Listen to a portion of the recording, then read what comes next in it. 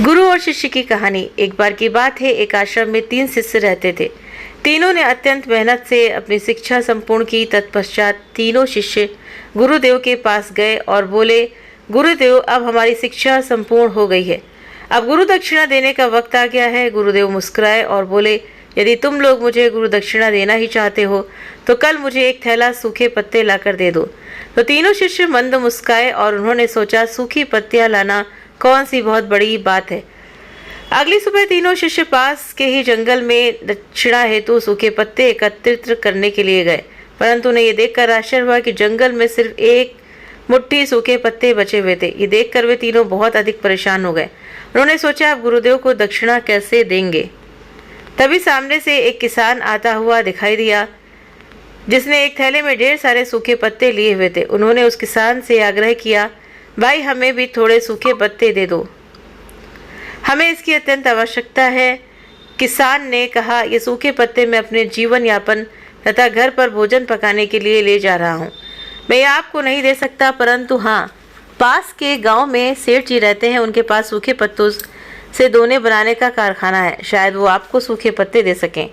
वे तीनों सेठ जी के पास गए और उनसे सूखे पत्ते देने के लिए आग्रह किया, परंतु सेठ जी ने कहा कि मैं आपको सूखे पत्ते नहीं दे सकता, क्योंकि इनकी मुझे आपसे अधिक आवश्यकता है।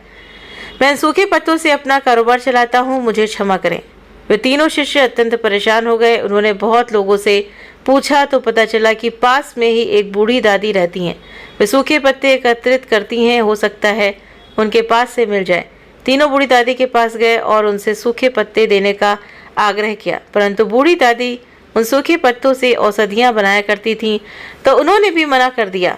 अब तीनों छात्र निराश होकर आश्रम लौट आए और दुखी मन से गुरुदेव को सारी बात बताई कि वे उनकी दक्षिणा लाने में असफल रहे। तब गुरुदेव ने कहा, मेरे बच्चों, मुझे दक्षिणा की अभिलाषा नहीं है। मैं तो तुम्हें बताना चाहता था कि इस दुनिया में किसी भी चीज़ को छोटा नहीं समझना चाहिए। छोटी से छोटी चीज़ का भी अपना महत्व होता है, अपना मूल्य होता है। आज शिष्यों को पता चल गया था कि जिन चीज़ों को हम बहुत छोटा समझते हैं, वास्तव में उनका भी अपना एक स्थान होता है। तो उम्मीद करते हैं कि छोटी सी कहानी आप सभी को जरूर पसंद आई होगी। वीडियो पसंद आया हो तो वीडियो को लाइक, शेयर, सब्सक्राइब करना ना भूलें। आप अपने कमेंट करके भी हमें ज़रूर से ज़रूर बताएं। वीडियो देखने के लिए बहुत बहुत शुक्रिया आप सभी का।